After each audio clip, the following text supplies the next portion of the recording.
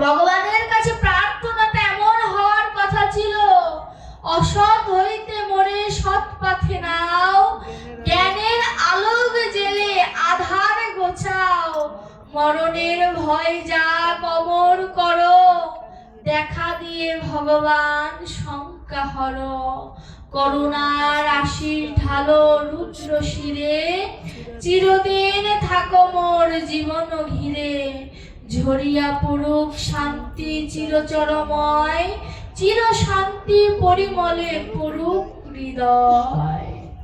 অর্থাৎ আমার এই দেহটা, এই রুদ্র শির অর্থ মাথা, আমার রুদ্র অর্থাৎ উত্তপ্ত, আমার এই উত্তপ্ত শিরে তুমি তোমার করুণার আশীর্বাদ দাও। যেমন করে চুলার আগুন নেভাতে গেলে জলের ছিটে দিলে চুলা যেমন শান্ত হয়ে যায়, তদ্রূপ আমার এই উত্তপ্ত দেহকে তুমি তোমার ভক্তি নামের গঙ্গা জল দিয়ে শান্ত করে দাও, যাতে আমার ভেতরের অহংকার দূর হয়ে যায়, যাতে আমার ভেতরে কোনোদিন অহংকারের সৃষ্টি না হয়। আমার এই দেহটা কেমন যেন বাবা, আপনারা যাতা চেনেন, ওই যে আগেকার দিনে গম ভাঙতো, গোলই ভাঙতো এমন করে ঘুরিয়ে ঘুরিয়ে, আমি দেখিনি কিন্তু যন্ত্রটা আমার বাড়ি আছে, আমার তাও ওই মশাইয়ের আমলের। তো বলছে যাতার ভেতরে গম দিয়ে যদি ঘোরায় তাহলে গমগুলো ভেঙে যায়, কিছু কিছু গম আস্ত থাকে। যারা দণ্ডের সাথে, যে মাঝখানে যে দ্বন্দ্বটা থাকে, সেই দণ্ডের সাথে যে গমগুলো লেগে থাকে সেই গমগুলো ভাঙে না। তো ভাবুক ওই গমগুলোকে প্রশ্ন করছে, ও গম তুমি ভাঙলে না কেন? সবাই তো ভেঙে গেল, তুমি ভাঙলে না কেন? গমগুলো, এগুলো ভাব দর্শনের কথা, এগুলোকে বাস্তবের সাথে মিলিয়ে নেবেন না, এটা ভাবুকরা ভাব দর্শনে বলেছে। বলছে গম উত্তর দিচ্ছে, আমি ভাঙিনি কেন জানো?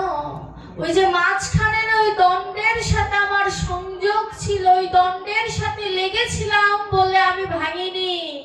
ভাবুক জীবদের উদ্দেশ্যে বলল, ওই দণ্ডটা হচ্ছে গোবিন্দের চরণ। যে একবার ওই গোবিন্দের চরণকে স্পর্শ করে থাকতে পারে, মায়া নামক ঘূর্ণিপাকে সে কোনোদিন ভাঙে না, কারণ তার দেহ মন ওই গোবিন্দের চরণে নিবেদন থাকে।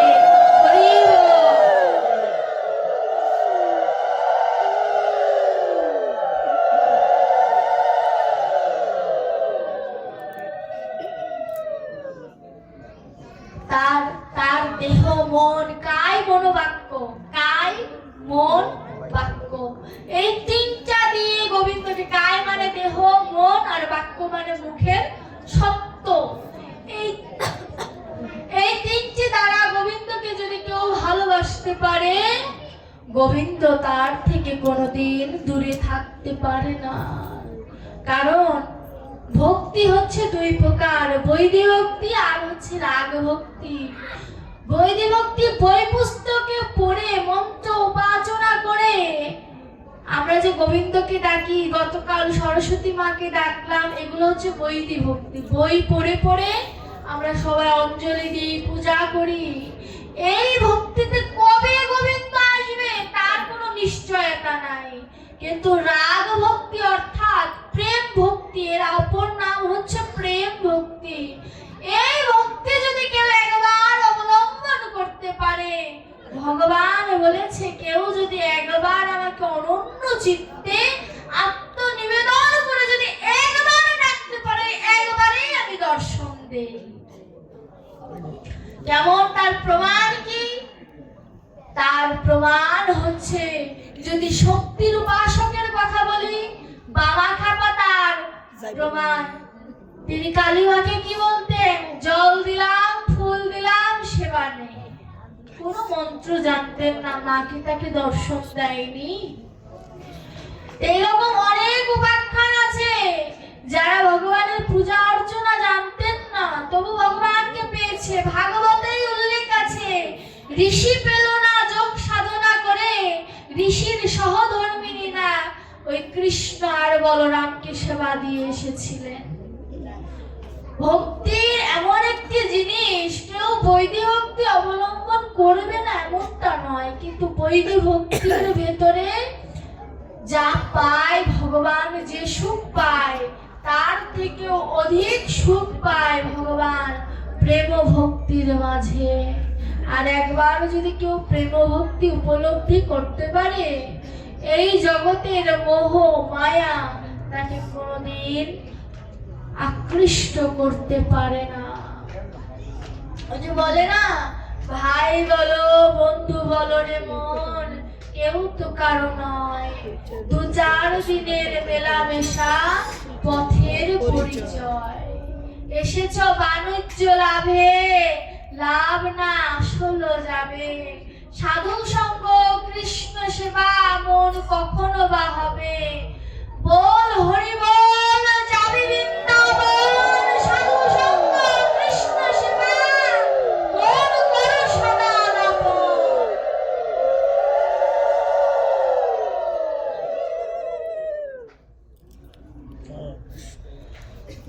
কৃষ্ণ সেবার জন্য আমাদের এই পৃথিবীতে জন্ম, কিন্তু সেই সেবা, সেই ভালোবাসা গোবিন্দকে কতটুকু দিতে পেরেছি?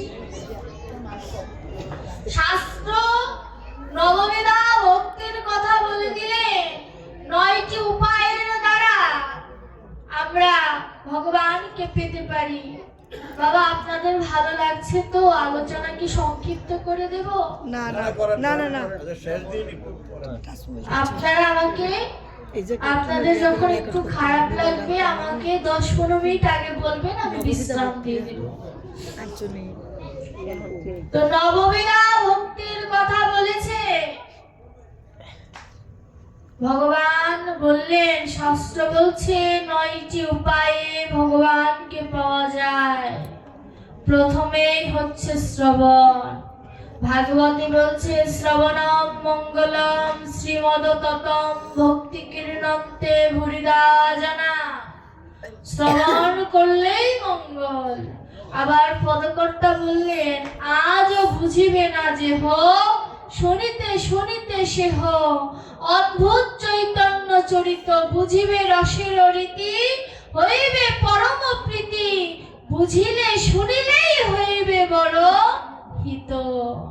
বোঝো আর না বোঝো, শুনলেই মঙ্গল হবে। শ্রবণম মঙ্গলম।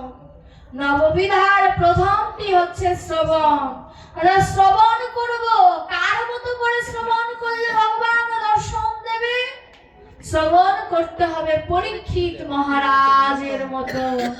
পরীক্ষিত মহারাজের মতো যদি কেউ ক্ষুধা নিদ্রা হস্ত মৈথুন সকল কিছু ত্যাগ করে এক জায়গায় যদি ভগবানের সাথে, সুখদেব গোস্বামীর সাথে আই কন্টাক্ট করে যদি বসে রাখতে পারে, চোখের সাথে চোখে যদি তার মিলন ঘটে, তাহলেই তার ভজনটা হয়ে যাবে। ভজন করতে হবে, শ্রবণ করতে হবে পরীক্ষিত মহারাজের মতো। এরপরে আসলো কীর্তন। কীর্তন কার মতো করতে হবে? সুখদেব গোস্বামীর মতো কীর্তন করতে হবে। আরো তো কত কীর্তন করেছে, ভগবান গীতার আলোচনা করেছে, সেটাও এক প্রকার কীর্তন। কিন্তু ভগবান বলছে না না, আমার মতো কীর্তন করলে হবে না। আমি আদেশ করেছি আর সুখদেব গোস্বামী নিবেদন করেছে। আদেশ একমাত্র মালিকের জন্য প্রযোজ্য, ভক্তের জন্য নয়। বলছে সুখদেব গোস্বামীর মতো যদি কোনো গুরুদেব, কোনো ভক্ত, কোনো সাধু বা বৈষ্ণব যদি অনন্য চিত্তে ভগবানের ওই মধুর কৃষ্ণ নামের কীর্তন করতে পারে, তাহলে যে শ্রোতা হিসেবে বসে থাকে তার উদ্ধার হয়ে যাবে। এরপরে করতে হবে স্মরণ। স্মরণ কার মতো করব? প্রহ্লাদ মহারাজের মতো। হিরণ্যকশিপু কি বলেছিল?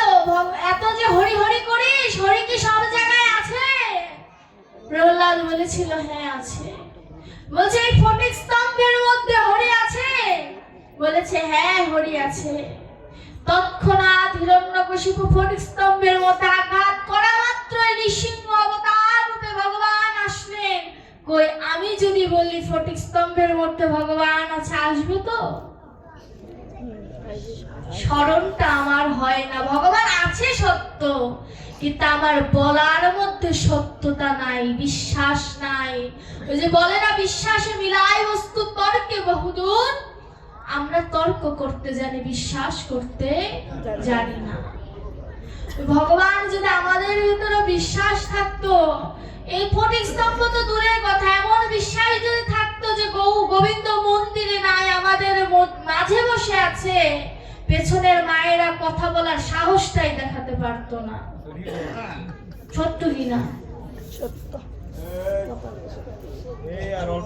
হরি বল। বন্ধন করতে হবে কার মতো? আর বকে লাভ নাই, থাক। যার হয় না 9 মাসে, তার হয় না 90 বছরে। এখন শেষের দিক, আর বলে লাভ নাই। অক্রূরের মতো বন্ধন করতে হবে কার মতো? অক্রূরের মতো। অক্রূরকে যখন কংস বৃন্দাবনে পাঠালেন, যাও গোবিন্দকে আর বলরামকে নিয়ে আসো, মল্ল যুদ্ধ করবে। অক্রূরকে রাধারানী জিজ্ঞাসা করেছিল, অক্রূর কেন এসেছো? বলছে, তোমার প্রাণবল্লভকে নিতে এসেছি। রাধারানী বলেছিল, তোমার নামটা সুন্দর অক্রূর, কিন্তু তোমার আচরণটা বড় পুরো স্বভাবের। যাকে একবার না দেখলে মনে হয় কত যুগ দেখি না, সেই সখাকে তুমি নিয়ে যাবে? নিবে যখন আমার বুকের উপর দিয়ে রথ চালিয়ে নিয়ে যাও, আমি আমার সখাকে যেতে দেব না। রাধারানী শুয়ে পড়লেন। গোবিন্দ রাধারানীকে কি বলল? সখী, আমি আজ যাব, কাল চলে আসবো, এই কাল আজও হয়নি, আজও সে কাল হয়নি। রাধারানীকে যে কথা দিল, আজ সে কাল আসেনি। তাই অক্রূর বন্ধনা করেছিল, গোবিন্দের বন্ধনা করে রথে নিয়ে মধুরার উদ্দেশ্যে রওনা হলেন। তাই যদি বন্ধন করতে হয়, অক্রূরের মতো করো। অর্জন যদি করতে হয়, পৃথু মহারাজের মতো করো, যিনি কিনা ভগবানের অর্চনা ছাড়া এক বিন্দু জল পর্যন্ত সেবা নিতেন না। পদসেবন যদি করতে হয়, লক্ষ্মী দেবীর মতো পদসেবন করো, যে কিনা সর্বদা নারায়ণের পাশে পদসেবা করার জন্য বসে থাকে, আর চিন্তা করে আমার কমল অঙ্গের বধূর গায়ে যদি ব্যথা লাগে। চরণ সেবা করে, ধরুন এটি চরণ, চরণ সেবা করে আর চিন্তা করে যে আমার দেহ, আমার বধূর অঙ্গ তো অনেক কোমল, পদ্ম পাতার থেকেও কোমল, যদি ব্যথা লাগে। দেখুন ভাবনাটা কেমন। এমন ভাবনা যদি না হয়, তাহলে কি আর গোবিন্দ পাওয়া যায়? দাস্য, এরপরে আসলো দাস্য। দাস্য হতে হবে কার মতো? হনুমানের মতো। হনুমানকে ঠাট্টা করে বলেছিল না, হনুমান সীতা দেবীর কাছে গিয়েছে, সীতা দেবী খুশি হয়ে মুক্তার মালা হনুমানকে পরিয়ে দিয়েছে। মুক্তার মালা হনুমান টান দিয়ে ছিঁড়ে মুক্তাগুলো চিবাচ্ছে। অদূরে সবাই বলছে কি, অযোগ্যকে যোগ্য জিনিস দান করতে হয় না, তাহলে তার পরিমাণটা এমন হয়। সীতা মা ক্রোধান্বিত হয়ে বলছে, এটা মুক্তা তুই জানিস না? মা তো সন্তানকে কেউ খারাপ বলে সন্তানের দিকে ওই মানে ইফেক্টে বাংলা কি ওইটা পড়ে, মানে সন্তান কে বলছে, তুই কি জানিস না মুক্তা চাওয়াতে হয় না? বলছে, মা যে মুক্তায় আমার রাম নাম লেখা নেই, সেই মুক্তা তো আমার দরকার নেই।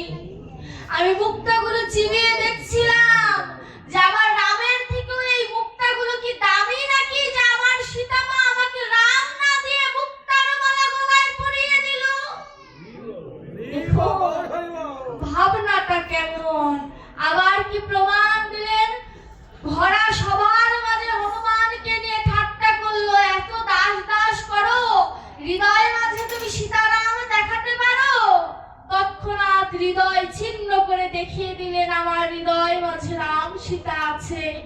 এমন জোর এখন পর্যন্ত কোনো ভক্তের হয়নি যে কিনা হৃদয় ছিঁড়ে দেখাতে পেরেছে। তাই দাস যদি হতে হয় হনুমানের মতো হও, সখ্য ভাব যদি হৃদয়ে আনতে হয় অর্জুনের মতো হও। দেখুন, গীতার জ্ঞান হিসাবে কিন্তু যুধিষ্ঠির পায় বড় ধর্মের রাজা, এবং স্বর্গে সশরীরে যুধিষ্ঠির কিছুক্ষণের জন্য নরক দর্শন করতে এসে নরক সে দর্শন করেনি, গোবিন্দের চরণ সে দর্শন করেছে। ওই উপর থেকে গোবিন্দ বলেছে নরকটা দর্শন করে নাও, আর যুধিষ্ঠির এত চালাক নরকের দিকে না তাকিয়ে গোবিন্দের চরণের দিকে তাকিয়েছে, বলেছে হয়ে গেছে আমার। ভজন করতে গেলে চালাক হতে হয়, চতুর না হলে চতুরের শিরোমণিকে ধরা যায় না। তো হিসাবে তো যুধিষ্ঠিরের পাওয়ার কথা, অর্জুনের ভিতরে কিঞ্চিত পাপ ছিল, অন্যায় ছিল, যুধিষ্ঠিরের তো ছিল না। যুধিষ্ঠিরে কেন গীতা দিল না? ভগবান নিজ মুখে উত্তর দিলেন, সখাকে আদেশ দেওয়া যায়, বড় দাদাকে কোনোদিন আদেশ দেওয়া যায় না। আমি যতই ভগবান হই না কেন, যুধিষ্ঠির আমার দাদা, আমি যদি দাদাকে সম্মান না দেই ইহজগতের কেউ দেবে না। তাই তো যুধিষ্ঠিরকে না দিয়ে গীতার জ্ঞান ভগবান অর্জুনকে দিলেন। অর্জুনকে তার সখা রূপে এমনই তিনি সখ্য ভাবে বিভাবিত ছিলেন যে অর্জুনের রথের সারথি পর্যন্ত হয়েছে। যুদ্ধ শেষ হওয়ার পরে অর্জুন নিবেদন করলো, দয়াময় তুমি যেমন এই কাঠের রথের সারথি হলে, তদ্রূপ আমার এই দেহের রথের সারথিও তুমি হইও। এই বাসনা শুধু অর্জুনের নয়, এই বাসনা আমাদের সবার, যে তুমি আমার রথের সারথি হইও। এবার আত্মনিবেদন, এই যে কিছুক্ষণ আগে বলি মহারাজের কথা এই কারণেই বলেছি, আত্মনিবেদন যদি করতে হয় বলি মহারাজের মতো করো, যে কিনা স্বর্গকে ত্যাগ করে পাতাল বেছে নিলেন একমাত্র ভজনের জন্য। গোবিন্দ দেখা পাবে বলে, পণ্ডিতের কৃপা পাবে বলে তিনি স্বর্গ ত্যাগ করে পাতালে চলে গেলেন। এই নববিধা ভক্তি যদি একটি গুণ যদি ভেতরে কেউ ধারণ করতে পারে, ভগবান বলছে আমি তার ভেতরে সদা অবস্থান করি, তার দেহের কোনো বিকার ঘটে না, তার ইন্দ্রিয়ের কোনো জ্বালা ঘটে না। তিনি যে আমি যেমন, আমারও যেমন কোনো জ্বালা যন্ত্রণা নাই, তদ্রূপ আমার ভক্তেরও কোনো জ্বালা যন্ত্রণা থাকে না। দেখেছেন ভগবান কতটা ভালোবাসে আমাদেরকে। ভগবান আমাদের জন্য সকল কিছু প্রস্তুত করে রেখেছেন, কিন্তু প্রস্তুত করা জিনিস খাইতে আমাদের অসুবিধা হয়। দেখবেন স্বর্ণ যদি কম দামে বিক্রি হতো তাহলে কি স্বর্ণের মূল্য থাকতো? থাকতো না তো। আগের যুগে ৬,০০০ টাকাও ভরি পাওয়া গেছে, এখন সেই স্বর্ণের দাম কত দাঁড়িয়েছে? ২ লাখ টাকার উপরে। হরি বল, তাহলে চিন্তা করেন তো তখনকার স্বর্ণের দাম যে এখন এত হবে কেউ কি জানতো? আজ স্বর্ণের কত মূল্য। আমার গৌর হরির নামটাও এই তেমনই, এই বিনামূল্যে পাচ্ছি তো, কোনো ধ্যান জ্ঞান কিছুর প্রয়োজন হয় না। ভগবান কৃপা করে দিয়েছে, কৃষ্ণ নাম উচ্চারণ করতে পারছি, তাই কৃষ্ণ নামের প্রতি আমার ভক্তি হয় না। ভগবান বলছে কৃষ্ণ নাম করার জন্য এই ধরাধামে তোকে পাঠালাম, কিন্তু তুই কৃষ্ণ নাম করিস না। এমন কি গৌর হরি আমাদের আহার কোন দিন কোন জিনিস বর্জন করা উচিত সেটাও বলে দিয়েছে গৌর হরি, কিন্তু আমরা করি না। আমরা যারা আমিষ ভুজি তাদের জন্য একটা শিডিউল গৌর হরি করে দিয়েছে। আমি এই জিনিসটা আমি ওই দিনই বলবো ভেবেছিলাম, ভুলে গিয়েছি। আজ আমি তো মনোযোগ দিয়ে যেহেতু রন্ধনের কাজ মায়েরা করি, মনে রাখা কর্তব্য। প্রতি পদে চাল কুমড়ায় অর্থহানি হয়। পূর্ণিমা অথবা অমাবস্যার পরের দিন থেকে হিসাব করতে হবে।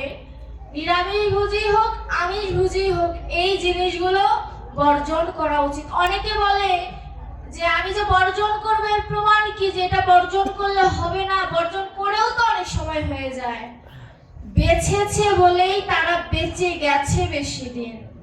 যে বাঁচবে না সে বাঁচবেও না। অর্থাৎ যে বেঁচে চলবে, যে বেঁচে আহার করবে, সে বেঁচেও যাবে বেশি দিন। এটাই সত্য। আগে মানুষ 100-200 বছর বেঁচেছে, আমরা বাঁচি না কেন? এই আহারের জন্য। না খেলে মানুষ মরে না, বর্তমানে খেলেই মানুষ মরে। এটাই সত্য কথা। তো প্রতি পদে চাল কুমড়ায় অর্থহানি হয়। দ্বিতীয়াতে তিত বেগুন খেলে কৃষ্ণ ভজন যায়। তিত বেগুন মানে ছোট বেগুন। ছোট বেগুন খেলে কি হয়? কৃষ্ণ ভজন চলে যায়। তৃতীয়াতে পটল খেলে কামনা বাসনা বাড়ে, অর্থাৎ পটল খেলে কাম কামনার সৃষ্টি হয়। চতুর্থীতে মূলা খেলে ধর্মহানি হয়। পঞ্চমীতে বেল খেলে কলঙ্ক হয়। পঞ্চমীর দিন রাধারানী বেল খেয়েছিল, আর কলঙ্ক হওয়ার পেছনে এটাও কিন্তু একটি কারণ যে বলেছে সে যে একজন প্রমাণ যদি না রাখে তাহলে তো কেউ বিশ্বাস করবে না। এর জন্য কলঙ্কিত হতে হলো। রাধারানী শুধু কৃষ্ণ নামে কলঙ্কিনী, এটার জন্য না, এই কলঙ্কের পেছনে তার খাদ্য অভ্যাসও কিছুটা দায়ী। তো পঞ্চমীতে বেল খেলে তার কলঙ্ক হয়। ষষ্ঠীতে তিতা খেলে পাখি কুলে জন্ম হয়। তিতা অর্থাৎ ওই যে করলা, নিম পাতা, উস্তা, যেগুলো তিতা জিনিস, মানুষের তিতা কথা যদি কান দিয়ে ঢোকে তাও বোধহয় পাখি কুলে জন্ম হয়, ওটাও তো তিতা জিনিসই। তো ষষ্ঠীতে তিতা খেলে পাখি কুলে জন্ম হয়। সপ্তমীতে তাল খেলে শরীরের বিনাশ হয়। সপ্তমীর দিন তাল খেতে হয় না। অষ্টমীর দিন নারিকেল খেলে মূর্খ হয়। অষ্টমীর দিন নারিকেল ফলের জন্ম, এর জন্য অষ্টমীর দিন নারিকেল ফল খেতে হয় না। মা দুর্গার কাছে দিন দেয় অষ্টমী দিন নিয়ে। ওই নারিকেলটা, ওই যে নারিকেল তো ঘটের উপরে যে নারিকেলটা দেয় ওটার কথা বলছে। না ভোগের উপরে তো দেয় না, ভোগ দিতে নিষেধ করে দেয়। অষ্টমীতে ভোগ দিতে নিষেধ করে দেয়। নেবেন না, যা না খায় সাপের বিষ খাইলেও কিছু হয় না। এখন জানলেন, এখন আর দিবেন না। না, সপ্তমী দিনে ভোগ কথাটা দেয়। সত্য। না খেয়ে সাপের বিষ খাইলেও কিছু হয় না। না জেনে জানলেন দিবেন না। টাকা তুলি তো ভগবানের পক্ষে দেয় না, খাইনি। তো হরি বল, এদিকে ধ্যান দিন, কথা পরে যে বাড়ি যেয়ে বলবেন। অষ্টমীর দিন নারিকেল খেলে মূর্খ হয়। নবমীর দিন লাউ খেলে গোমাংস খাওয়া হয়। নবমীর দিন লাউ খাওয়া যাবে না, বেশি করেই খাই আমরা, যেটা না করি সেটাই খাই। দশমীর দিন কলমি শাক খেলে গো হত্যা হয়। গো হত্যা মানে গরু। দশমীর দিন কলমি শাক খাওয়া যাবে না। একাদশীর দিন শিম খেলে নরকগামী হয়। একাদশীর দিন শিম খাবেন না। দ্বাদশীর দিন পুঁই শাক খেলে ব্রহ্ম হত্যা হয়। আমরা কি জানি গোবিন্দের সেবায় পুঁই শাক লাগে না, দিতে হয় না। পুঁই শাক গোবিন্দ পছন্দ করে না। তো ব্রহ্ম হত্যা বলতে কি? ব্রহ্ম কাকে বলে? এই পুরো ব্রহ্মাণ্ড এবং আরো যে ব্রহ্মাণ্ড আছে সকল কিছু যে নিয়ন্ত্রণ করে তিনি হচ্ছে ব্রহ্ম। সেই ব্রহ্ম হত্যা হয় কেউ যদি দ্বাদশীর দিন পুঁই শাক খায়। আর গোবিন্দের সেবায় পুঁই শাক দেবেন না। ত্রয়োদশীর দিন বেগুন খেলে সন্তান হারার যন্ত্রণা ভোগ করতে হয়। এই যুগে না হোক, আগের যুগে, পরের যুগে, যে যুগেই হোক, সন্তান হারার দুঃখ তাকে ভোগ করতে হয়। আর 14 দিন পালং শাক খেতে হয় না, চিররোগ হয়। চিররোগ মানে কি? অসুখ বিসুখ সারে না, আজ একটা কাল একটা, এমন করে লেগেই আছে। আর অমাবস্যা পূর্ণিমার দিন নিরামিষ খাওয়া উত্তম, আর যাদের ব্যথা আছে তাদের তো একেবারেই উত্তম, কারণ ওই দিন ব্যথাটা বাড়ে। আর যারা একাদশী করে না, বিজ্ঞান বলে একাদশীর দিন মাছ মাংসে পোকা জন্ম নেয়, এর জন্য ওই দিন মাছ মাংস বর্জন করতে বিজ্ঞানও বলে। হরি বল। সনাতন কোনোদিন বিজ্ঞান ছাড়া কথা বলে না। এই যে ভগবান গৌর হরি আমাদের জন্য শিডিউল দিলেন, এই শিডিউল রূপে যদি কেউ এই অনুসরণ করে যদি কেউ ভজন করতে পারে, গৌর হরি বলছে কেউ যদি একবার কৃষ্ণ বলে আমি তাকে ভক্ত বলি, তুমি তাকে অভক্ত বলার কে? একবার যদি কেউ কৃষ্ণ বলে তাকে তুমি অভক্ত বলতে পারো না। আমি তাকে ভক্ত রূপে স্বীকৃতি দিয়েছি, এর জন্য ভয় নাই। গৌর আমাদের পাশে আছে, শুধু গৌরের কর্মগুলো আমাদের করতে হবে। এই গৌরের কর্ম করতে করতে একদিন আমাদের ভিতরে গোবিন্দের কৃপা হলেও হতে পারে। ভজনটা এর জন্য করতে হবে হৃদয়ঙ্গম করে, হৃদয়ের সাথে গোবিন্দের যুক্ত করে তারপরে যদি ভজন করা যায় তবে সেই ভজন গোবিন্দ গ্রহণ করে। আর আমি আবার আপনাদের কাছে নিবেদন করছি, সবাই গীতা অধ্যয়ন করবেন। গীতা অধ্যয়ন করলে ভগবানকে প্রাপ্তি নিকটে হয়। আজ আমি একটি প্রমাণ পেয়েছি যে ভগবানের গ্রন্থ সাথে থাকলে তার বিপদ হয় না। আজ আমি তো বাসে এসেছি, গুলিস্তান থেকে আমাদের বাসের সাথে ট্রাকের একটা সংঘর্ষণ লাগে এবং আমরা সবাই কম বেশি ব্যথা পেয়েছি। আমার বসে থাকতে খুব কষ্ট হচ্ছে, পা ফুলে গিয়েছে, আমার মামনি দেখেছে পা ফুলে গিয়েছে। তো এটা কেন বললাম বাবা, কার কোন সময় মৃত্যু আসে বলা যায় না। আমি শুধু গোবিন্দের কাছে যখন ঘর থেকে বের হই একটা নিবেদন করি, দয়াময় পথে যদি আমার মৃত্যু হয় তাতে কোনো দুঃখ নাই, আমার মৃত দেহটা যেন ভক্তের কাছে পৌঁছে যায়, ভক্ত যেন আমার সৎকার করতে পারে, এই প্রার্থনা আমি আমার গোবিন্দের কাছে সবসময় করি। আমি গোবিন্দের কাছে এই প্রার্থনাই সবসময় করি। আজ যখন বাসের সাথে ট্রাকের সংঘর্ষণ হয়, আত্মাটা কেঁপে উঠেছে, যেন ভগবান জানান দিয়ে দিল যে আমার সাথে হয়তো ভাগবত গ্রন্থ ছিল বলেই আমার কিছু হয়নি। আমি জীবনে আবার প্রমাণ পেলাম যে ভগবান আছে। আমি অনেক জায়গায় কথাটা বলি, জন্মাষ্টমীর দিন আমি ট্রাকের নিচে চলে গিয়েছিলাম মোটরসাইকেল সহ। আজও আমার পায়ে দাগ আছে এবং আমি এখনো থেরাপি নেই, আমার এখনো ব্যথা আছে। মোটরসাইকেল আমার এখান থেকে মন্দির পর্যন্ত আমি আর মোটরসাইকেল ট্রাক আমাকে হেসে নিয়ে চলে গিয়েছে। মোটরসাইকেলে যদি ট্রাকে অ্যাক্সিডেন্ট হয় স্বাভাবিকভাবে হাত পা ভাঙবে, এটা কমন ব্যাপার। আমার মুখটা এখানে আর ট্রাকের চাকাটা আমার সামনে, আমি দেখছি। আমার ওই দৃশ্যটা মনে পড়লে আত্মাটা এখনো কেঁপে ওঠে। আমি খালি গোবিন্দ বলে একটা চিৎকার দিয়েছিলাম যে দয়াময় দয়া করো, কারণ আমি দেখছি চাকাটা আমার মুখের উপর দিয়ে উঠে যাবে। এবার আমি দেখছি যে চাকাটা আমার এক আঙ্গুল আমার থেকে দূরত্ব নেই, চাকাটা একেবারে আমার কাছে। আমার বাবা ছিল তো আমার সাথে, বাবা ভেবেছিল আমি বোধহয় নেই। আসলে মায়ের আশীর্বাদ ছিল, হয়তো তাই বেঁচে গিয়েছি। আরো আশ্চর্যের বিষয় কি জানেন, আমি যখন হাসপাতালে গেলাম, আমি হাতটা এইভাবে পড়েছে তো, আর মোটরসাইকেল আমার পায়ের উপরে পড়েছে। ডাক্তার আমার হাত আর পা দেখে বলে এক্সরে করার দরকার নেই, তো ভেঙে গিয়েছে। আমি বললাম না, এক্সরে করেন। এক্সরে করার পরে ডাক্তার যখন রিপোর্ট দেখে বলে আশ্চর্য, এতো মিরাক্কেল ঘটনা, হাত পা তো ভাঙেনি, ছুলে গিয়েছে অনেক জায়গায় কিন্তু ভাঙেনি।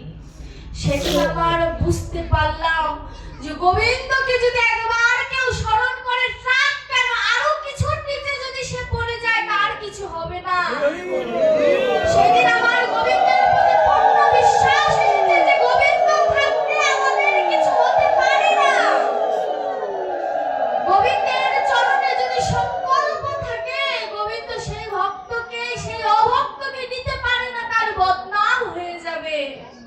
আজও তার একটি প্রমাণ পেলাম। হে ভক্তগণ, আপনাদের কাছে আমার নিবেদন যে কখন কার মৃত্যু কিভাবে আসে বলা যায় না। বল আর যেহেতু আমি আমার মা বাবা আমরা রাস্তায় চলাফেরা করি, যদি কোনোদিন শোনেন যে ইচ্ছা নেই, যেতে না পারেন, অন্তত গোবিন্দের কাছে প্রার্থনা করবেন যেন আপনাদের চরণ যেন আবার পূর্ণ জন্মে পায়, আবার যেন আপনাদের চরণে আমার স্থান হয়। এই আশীর্বাদ আমায় করবেন, আপনাদের কাছে আর কিছু চাই না আমি।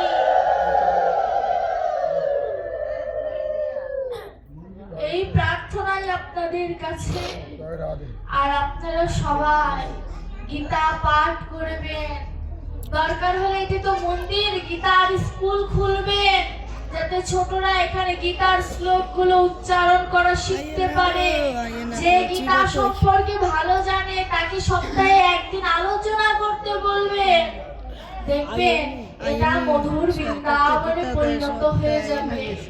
আপনারা নিজেদের সন্তানকে সোচ্চার করুন, গীতার স্কুল খুলুন। গীতার স্কুল এখন প্রত্যেকটি জায়গায় কম বেশি আছে। সরকারের সাথে যোগাযোগ করলেও গীতার স্কুল খোলা সম্ভব।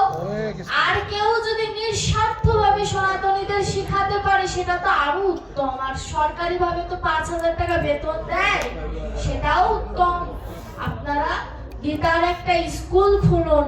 আমি সামনের বছর আসি আর না আসি, আমি যেন আমার মামুনির কাছে টেলিফোন করে শুনতে পারি যে এখানে একটি গীতার স্কুল হয়েছে, এখানে ভক্তরা গীতা শিখছে, যেন আমার গীতার শ্লোক বলতে ভয় লাগে। যেখানে গীতা শিক্ষা আলোচনা হয়, আমি যেন শ্লোক বলতে গেলে ভয় পাই। এমন ভাবে নিজের সন্তানদের তৈরি করুন। আর মায়েদের বাবাদের বলবো, আগে সন্তানকে মানুষ করুন, তারপরে উচ্চ শিক্ষিত করুন। আগে মানুষ না হলে ওই উচ্চ শিক্ষিত হয়ে কোনো লাভ নেই বাবা। তাই নিজের সন্তানকে ধর্মের পথে অগ্রসর করুন। সবাই যেন ভালো থাকে এই প্রার্থনাই করি। আর আমাকে আশীর্বাদ করবেন, আমি যেন একটু পড়ালেখা ভালো